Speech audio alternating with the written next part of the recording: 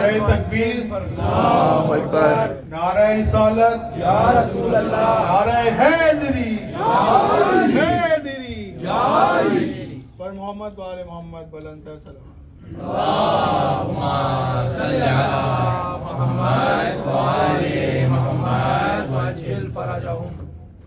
बारे दीगर सलावात। अल्लाहुम्मा सल्ली अला मुहम्मद व आले मुहम्मद वअज्जिल फरजहुम। أعوذ بالله من الشيطان الرجيم. بسم الله الرحمن الرحيم.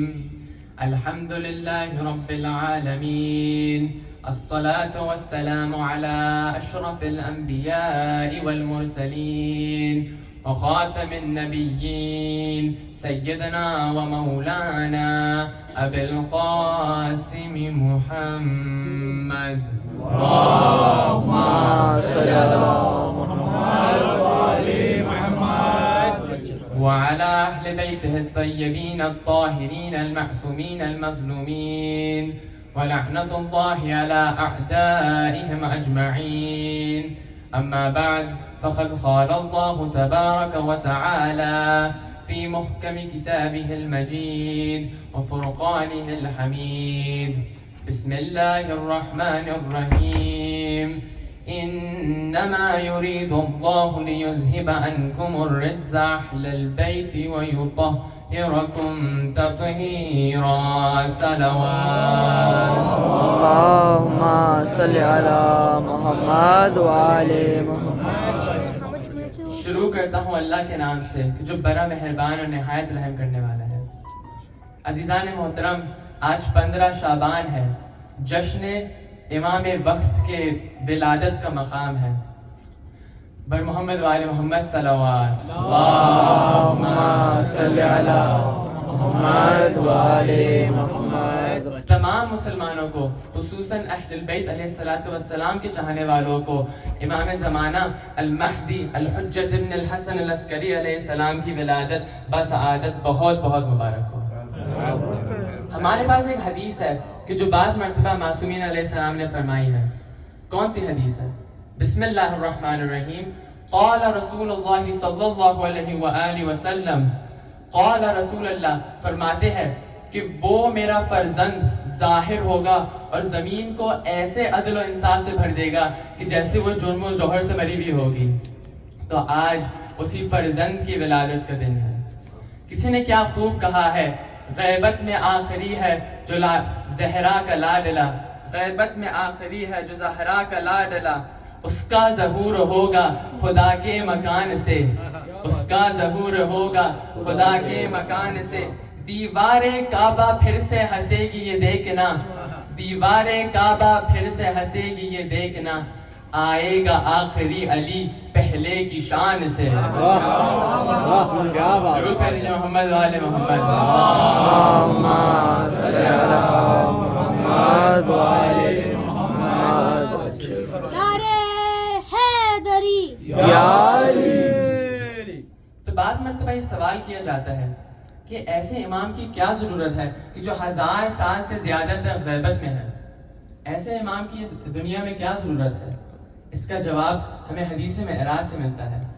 حدیث معراج بہت ہی مشہور حدیث ہے اور یہ حدیث اہل تشیع بھی مانتے ہیں اور حدیث معراج اہل سنت بھی مانتے ہیں.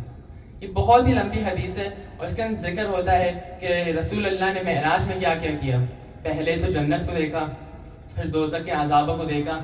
لیکن دونوں شیعہ اور سنی کتابوں میں لکھا ہے کہ جس وقت تک رسول اللہ معراج میں تھے، جس وقت تک رسول اللہ غیبت میں تھے، اس وقت تک وہ جو وضو کا پانی بہہ رہا تھا اس نے بہنا چھوڑ دیا تھا. پھر جب رسول اللہ معراج سے واپس آتے ہیں تو وہی پانی واپس بہنا شروع کر دیتا ہے. اس کو دیکھ کے رسول اللہ کے صحابیوں نے ان سے سوال کیا کہ یا رسول اللہ، جب آپ اس دنیا میں نہیں تھے تو کائنات رک گئی تھی، ہواؤں نے چلنا چھوڑ دیا تھا، بارش نے برسنا چھوڑ دیا تھا، سمندروں نے بہنا چھوڑ دیا تھا، پرندوں کی آواز نہیں آ رہی تھی، لیکن جب آپ معراج سے واپس آتے ہیں تو کائنات واپس چلنا شروع ہو جاتی ہے، پانی واپس بہنا شروع ہو جاتا ہے. اس کی کیا وجہ ہے؟ اب دیکھیے رسول اللہ نے جواب میں کیا کہا. رسول اللہ کہتے ہیں کہ ہماری مثال اس طرح ہے کہ جس طرح تمہارے بدن کے اندر تمہاری روح ہوتی ہے. جب بدن کے اندر تمہاری روح ہوتی ہے تو بدن حرکت کر سکتا ہے, بدن ہل سکتا ہے, بدن چل سکتا ہے. لیکن جب اسی بدن سے یہ روح نکل جاتی ہے, واپس اللہ سبحانہ تعالیٰ کے پاس چلے جاتی ہے, تو بدن حرکت نہیں کر پاتا, بدن نہیں ہل پاتا, اور وہیں پر یہ انسان کا انتقال ہو جاتا ہے. تو جیسے ایک بدن روح کے بغیر نہیں رہ سکتا, ویسے ہی یہ دنیا, یہ کائنات رسول اللہ اور ان کے اہل البیت کے بغیر نہیں رہ سکتی. اور محمد و آل محمد صلوات. اللہم صلی علی محمد وآل محمد. تو اب جو بھی امام وقت کے اوپر یقین نہیں رکھتا ہے تو اس سے پوچھنا پڑے گا کہ بتائے کہ آج تو رسول خدا ہمارے ساتھ نہیں ہے, لیکن پھر بھی ہوائیں چل رہی ہے, پھر بھی یہ سورج چمک رہا ہے, پھر بھی یہ چاند چمک رہا ہے, تو کم از کم اتنا تو ماننا پڑے گا کہ آج بھی کائنات میں کوئی روح کائنات موجود ہے. یہی وہ روح کائنات ہے جس کے صدقے میں آج ہمیں اولاد مل رہی ہے, جس کے صدقے میں آج ہمیں رزق مل رہا ہے, جس کے صدقے میں آج ہمیں توفیق مل رہی ہے. یہی وہ روح کائنات ہے کہ جو فرزند رسول خدا ہے. اس لیے تو فرمایا گیا کہ اولنا محمد, اوسطنا محمد, آخرنا محمد, کلنا محمد, کہ ہمارا پہلا بھی محمد ہے, ہمارا آخری بھی محمد ہے, اور ہم سب کے سب محمد ہے. درود پڑھ دیجئے محمد و آل محمد. اللہم صلی علی محمد وآل محمد. ہر زمانے کے اندر ولی ہونا ضروری ہے, کیونکہ اگر اللہ کی حجت اس زمین پر نہ ہو تو اللہ کی رحمت بھی زمین پر نہیں آئے گی. تو اب جو لوگ سوال کرتے ہیں کہ ایسے امام کی کیا ضرورت ہے, ہمیں انہیں یہ بتانا چاہیے کہ اگر یہ امام نہ ہوتا, اسی امام کے صدقے سے یہ دنیا چل رہی ہے. ضرور پڑھ دیجئے محمد و آل محمد. اللہم صلی علی محمد وآل محمد وعجل فرجہم. اس کے علاوہ ہمیں بعض واقعات ملتے ہیں کہ جس کے اندر امام زمانہ علیہ السلام لوگوں سے ملاقات کرتے ہوئے نظر آتے ہیں. ایک مرتبہ علامہ ہلی کہ جو اہل تشیع کے بہت بڑے علماء میں سے ہے, ان کے پاس ایک حدیث کے بارے میں سوال آتا ہے. کون سی حدیث ہوتی ہے کہ جو بھی شخص امام حسین علیہ السلام کے غم میں اتنا سا روئے کہ مچھر کے پر کے برابر آنسو اس کی آنکھوں سے نکل جائے تو وہ آنسو دوزخ کی آگ تک کو بجھا سکتا ہے. تو علامہ ہلی کے پاس اس حدیث کے بارے میں ایک سوال ہوتا ہے, اور وہ اپنے پریشانی کو حل کرنے کے لیے 40 شب جمعہ مسلسل امام حسین علیہ السلام کی زیارت کے لیے جاتے ہیں. اب 40 شبیں گزر جاتی ہے لیکن پھر بھی امام زمانہ سے ملاقات نہیں ہو پاتی. تو اب 40ویں شب کو علامہ ہلی واپس پیدل جا رہے ہوتے ہیں, سفر کر رہے ہوتے ہیں اپنے خیام کی طرف, کہ جب سامنے سے ایک سوار آتا ہے گھوڑے پر. وہ سوار آتا ہے, سلام کرتا ہے, اور انہوں نے جواب دیا.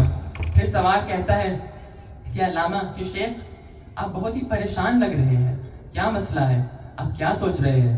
تو علامہ ہلی نے کہا کہ میرے پاس ایک علمی مسئلہ ہے کہ جس کا میں حل نہیں کر پا رہا ہوں.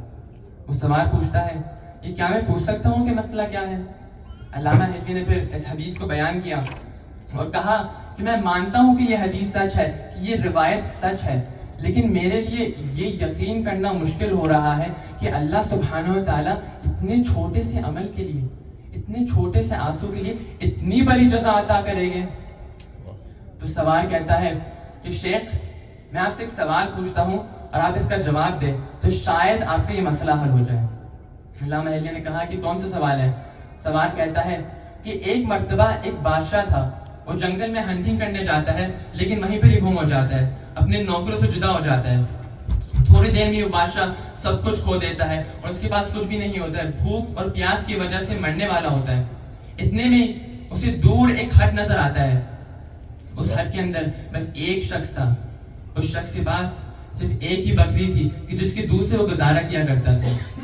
اب جب یہ شخص دیکھتا ہے کہ بادشاہ سلامت بھوک کی حالت میں مرنے والے ہیں تو بکری سے دودھ نکالتا ہے اور بادشاہ کو پلا دیتا ہے, لیکن بادشاہ سلامت کا اس سے گزارا نہیں ہوتا.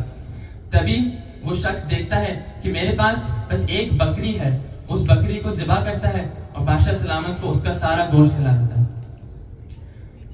اس وقت بادشاہ سلامت کو طاقت ملتی ہے اور اس کے بعد تھوڑی دیر میں ان کے نوکر بھی انہیں ڈھونڈ لیتے ہیں اور واپس وہ اپنی سلطنت چلے جاتے ہیں. تب سوال یہ بنتا ہے کہ جب تھوڑے عرصے کے بعد یہ شخص واپس شہر جاتا ہے, بادشاہ سلامت کے دربار میں آتا ہے, تو اے علامہ حلی, آپ کے نزدیک بادشاہ سلامت کو اس شخص کو کیا دینا چاہیے جزا کے لیے؟ اگر ہم بادشاہ کی جگہ ہوتے تو ہم تو کہتے کہ بھائی تم نے ہمیں ایک بکری دی ہے, ہم بھی تمہیں بکری دے رہے ہیں, جاؤ. لیکن کیا یہ صحیح طریقہ ہے؟ علامہ حلی نے جواب میں کیا کہا؟ علامہ حلی کہتے ہیں کہ میرے نزدیک اگر وہ بادشاہ اپنی پوری بادشاہت بھی اس شخص کو دے دے تو پھر بھی کم ہے, پھر بھی اس کے احسان کا بدلہ نہیں اتار پائے گا. سوال پوچھتا ہے کہ ایک بکری کی جگہ بادشاہت. علامہ حلی پھر سمجھاتے ہیں کہ اس سینیریو کے اندر بات بکری کی نہیں ہے, بات اس کی ہے کہ جب بادشاہ سلامت کو مدد چاہیے تھی تو اس شخص نے اس کے پاس جو کچھ بھی تھا قربان کر دیا بادشاہ کی صحت و سلامتی کے لیے. تو اس لیے اگر بادشاہ سلامت اس شخص کو اجر دینا چاہتے ہیں تو انہیں بھی سب کچھ عطا کرنا چاہیے. محمد وعلی محمد. نعرہ حیدری یا علی نعرہ حیدری یا علی یا علی یا علی مدد. پھر سوار کہتا ہے کہ علامہ صاحب آپ نے انصاف نہیں کیا. کربلا کے دن حسین نے سب کچھ قربان کر دیا اللہ سبحانہ تعالیٰ کے لیے. کیا حسین نے قربان نہیں کیا؟ تو اب اگر اللہ سبحانہ تعالیٰ اجر دینا چاہتے ہیں تو ایک آنسو کے بدلے تو کچھ بھی نہیں. اگر اللہ سبحانہ تعالیٰ سب کچھ بھی عطا کرتے حسین کو تو پھر بھی کم ہے. یہ تو حسین علیہ السلام کا مقام ہے کہ اللہ سبحانہ تعالیٰ نے انہیں اور ان کے ماننے والوں کو سب کچھ عطا کیا.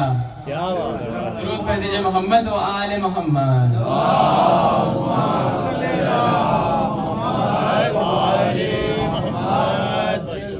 علامہ حلی کہتے ہیں کہ میں اس کو سن کے بہت ہی افسردہ ہوا اور میں توبہ کرنے لگا کہ میری ہمت کہ میں نے امام حسین علیہ السلام کے درجے کے بارے میں سوال کیا.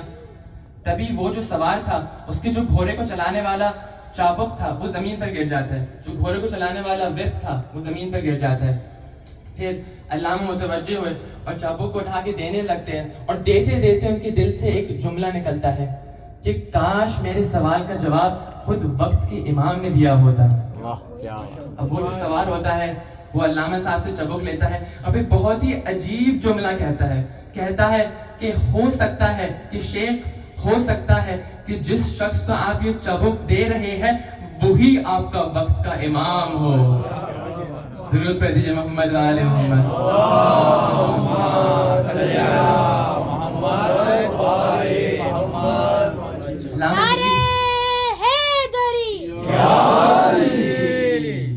علامہ حلی فرماتے ہیں کہ میں ابھی متوجہ نہیں ہوا تھا کہ فوراً وہ سوار اللہ حافظ کہتا ہے اور پلٹ جاتا ہے. جب وہ پلٹتا ہے تو پھر مجھے سمجھ میں آتا ہے کہ اس کے آخری جملے کا مطلب کیا تھا. میں بھی پلٹ کے دیکھتا ہوں اپنے پیچھے تو مجھے سوار بھی نہیں نظر آتا اور اس کی سواری بھی نظر نہیں آتی. اور اس سے مجھے پتہ چلتا ہے کہ جس شخص نے میرے سوال کا جواب دیا تھا وہی میرے وقت کا امام تھا. محمد و آل محمد بلند تر صلوات.